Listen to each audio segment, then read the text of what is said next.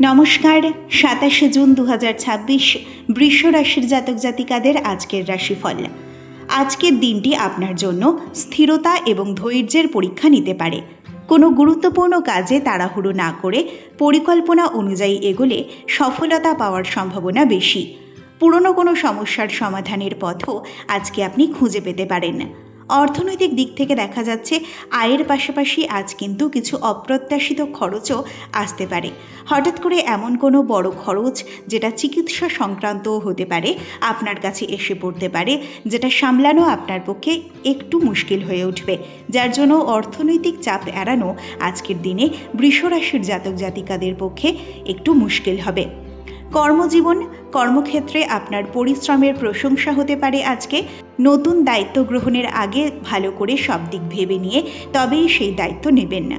প্রেম এবং পরিবারের ক্ষেত্রে দেখা যাচ্ছে পরিবারের সঙ্গে সময় কাটালে আজকে আপনি মানসিক শান্তি পাবেন।